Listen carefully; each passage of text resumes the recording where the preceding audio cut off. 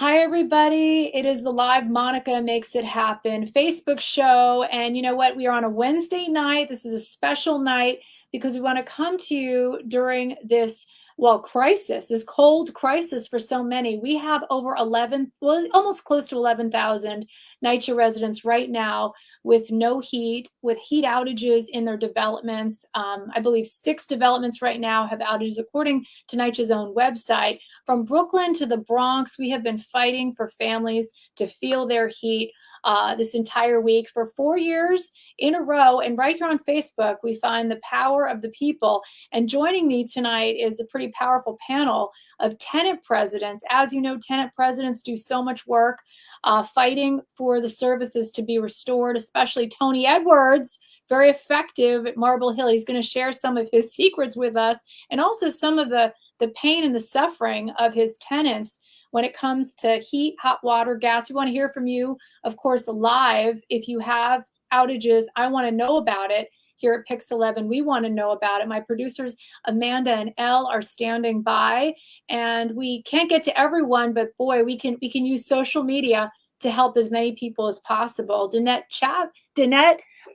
Chavez, is that how you say it? I want to make you Spanish tonight. Chavez is the new tenant president of LaGuardia Houses. I'm so excited to have you on the show. She is an advocate. She's a fighter, and she's going to talk a little bit about what she's experiencing there on the Lower East Side. And Lisa Kenner, she had her microphone, her speaker. She said she graduated from the megaphone, and she got all of those tenants in her development to come out and talk to us, including a 90-year-old woman. You're going to see that later on in the show. But again, right now, comment, share this. We want to hear if you're feeling your heat.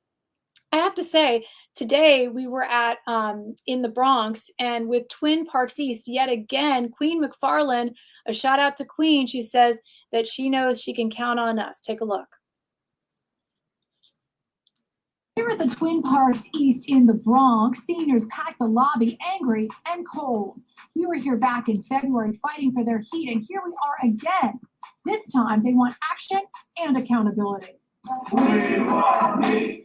They are bundled up and tired of the bitter cold inside. I got so cold in there, I said, let me call my girl on channel 11 and let her know we freezing again. Queen McFarland, the tenant president here, says it's a health hazard. There's 5 blankets on this bed. And dangerous. I have to turn the oven on. 76-year-old Jane Newman, who is legally blind, says at night he struggles to sleep. He only has a space heater and his dog Buster to keep him warm.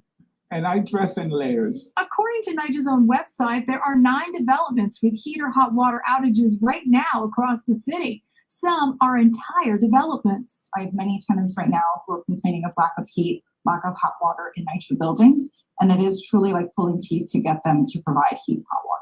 Elizabeth Yorey, an attorney at Legal Services NYC who handles NYCHA cases, says private landlords often fear violations and fines for not providing adequate heat. But in city-owned buildings, accountability is very tricky to report and prove. There is absolutely an accountability problem and difference when it comes to NYCHA and private landlords. Private landlords are subject to HPD inspections and civil penalties and fines and monitoring, whereas NYCHA is not. We reached out to NYCHA. A spokesperson tells us they are looking into these seniors' complaints. In the meantime, McFarland says she's tired of the broken promises. They don't care. You know, all they do is make promises, and nothing ever gets done. McFarland says these seniors plan on holding rallies if NYCHA doesn't fix the problem. We'll be back to make sure the heat is on and stays on. Yeah, and I'm reading the comments. Everyone who is commenting, Elise, she has heaters in her house. I'm glad to hear that, but so many people don't. So many people right now don't have their heat, and when you have small children, and seniors are most frail. It is a health hazard. It's an emergency. Tony, you know, we were with you at the Marble Hill, and you were saying you had a rough night last night. Tell me about it. Well, yes. Say starting around 5 o'clock, the majority of buildings, the majority of calls I received were from tenants claiming that, that the heat had went down. And so from there, it caused me to reach out via email, via phone, to the different authorities who I have all contacts to ask them to help restore the services in this development. As of today, Most of the people that were complaining about no heat have been fortunate enough to have the heat restored, not to a great degree, but to a minimum. But we still have allergens. You know, it does take a village, doesn't it? It takes, like, you've been on the phone with everybody. Monique, actually from Marble Hill, I'm glad you're reaching out, says that she still needs her heat. And LaShonda, she's been fighting for 2 days, still no heat in Queensbridge houses. We've been there so many times. And Samantha, this could not be tolerated. Landlords think it's okay to shut heat off to residents due to cost. It's not okay. And NYCHA should be held responsible. We were talking to lawyers today, and they were saying the exact same thing, that it's a little bit harder. But we should talk to you about what NYCHA told us. We have a statement from NYCHA. Obviously, they're telling all residents to use the NYCHA app to make a phone call to their specific complaint system. But so many, there it is. NYCHA staff is diligently working to restore services to all residents experiencing heat, hot water, or water outage. Residents experiencing any issues, including heat or hot water loss in their apartment, should create a work ticket by using the My NYCHA app or calling that number that we know so very well. What do you want to say about that, Danette? Well, a tenant calls the number. It's like, it's insulting to tell them that they have to call a number because they've done it so many times. They know they have to call a number. The issue is calling a number and having nothing being done. You're in your apartment, which is supposed to be a place you go to come out of the cold, and you're freezing. Okay, nobody is communicating to you. Nobody's telling you, even if they're working on it, if the work's in progress, nothing. You're left in the dark, and it's enough, and it has to stop. And it's colder sometimes in the apartment. I was in Queen's apartment, and you could feel the wind coming through the window. Now, NYCHA says they're looking into that, but when you're in that situation, you're a senior, your bed is right near that window because you have a small apartment, a space heater just doesn't cut it. She has 5 blankets. Jessica tells us that NYCHA app does not work. Yvette says the NYCHA app does not work. We're getting a lot of the NYCHA app doesn't work. Lisa, what do you have to say? What do you have to say about that? Well, listen, I've even put on the NYCHA app today again, because yesterday when you came out, we ain't had no heat. Last night, nobody had heat. They were people had to sleep with sweatsuits on. Before I came down here, people was knocking at my door. I said, well, I'm gonna be on Channel 11 News. I'm sure enough tell them. And then today they come and call themselves putting the heat on. Soon the man left, the heat went off. We don't have the heat now. It's like this back and forth. And speaking of snowsuits, there's a baby that we need to show you, Tiffany's baby at the Van Dyke, your development, and take a look at what this tenant president is doing to get action at her development. Take a look.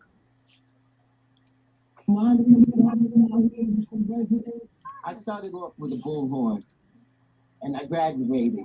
Lisa Kenner fights for her residence as the tenant president here at the Van Dyke houses in Brownsville. Everybody ain't gonna come outside, but they can hear your voice. Tuesday, it's personal. Kenner woke up with no heat. If you know anybody else building that does not have heat, please let me know. She urged freezing residents to come out and speak their mind. Some yelled out their windows and waved, Wait. Thank you. Others came to the streets and sidewalks to show their support, including 90-year-old Catherine Smith. You're 90 years old. You should be inside warm. Yes, well, it's a cause. It's a cause. This is a ritual.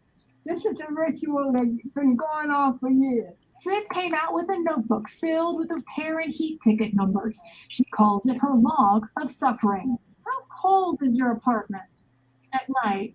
How cold is it? Oh boy, sometimes we get heat for about an hour or two, and then it don't come on no more. Tiffany Quick also came out. Her daughter is freezing inside her apartment. So I got dressed and told I'm coming down here because I have a 2-year-old who's sick right now because there's no heat in my home. We reached out to NYCHA about all of these heat complaints. They tell us they are on it. In the meantime, Kenner says she will keep making noise. We all in this together. Making sure her and her neighbors' voices are heard loud and clear in the cold. This is our home. If you don't take care of your home, we're going to take care of it. That's right. Well said. And Lisa joins us now. Lisa, tell us the update. What can the city do now? What do you want them to do now about this? What I want them to do now, go into the basement and bleed those pipes.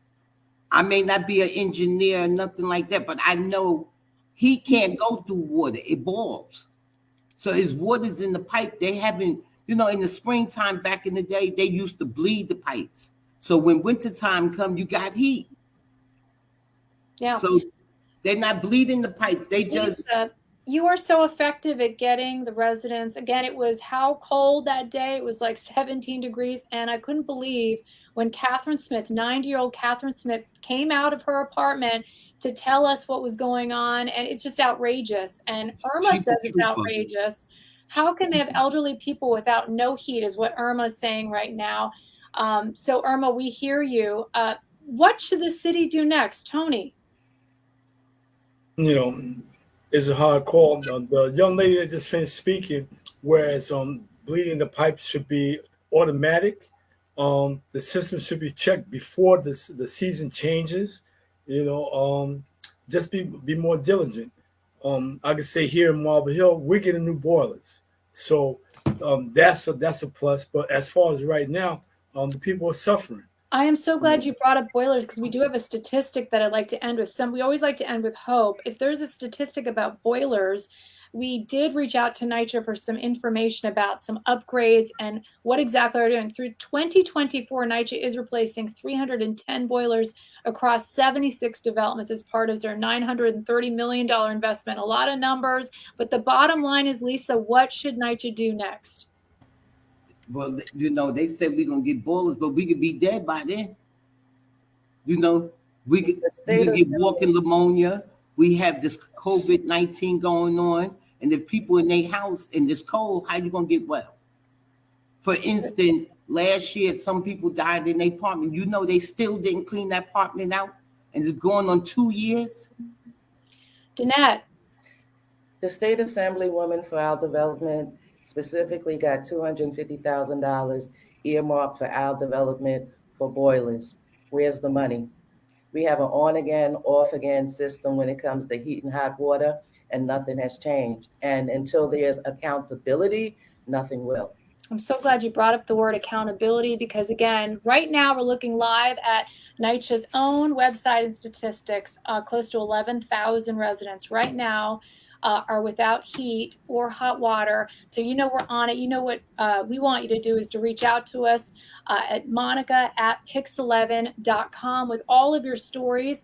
And thank you so much. The power of the tenant presidents and of the people will always wins. And hopefully we are going to stay on this, and Fall Friday is just a few days away. We're also going to be fighting for your heat tomorrow on the Pix 11 News at 4, 5, 6, and 10. We have that fantastic morning show, and I have to do a shout out to our Byron, who is our weather forecaster extraordinaire, and he is such an incredible force when it comes to determining your weather. We have a great weather team in place. Thank you so much for watching tonight. We're always fighting for you, and we're making it happen.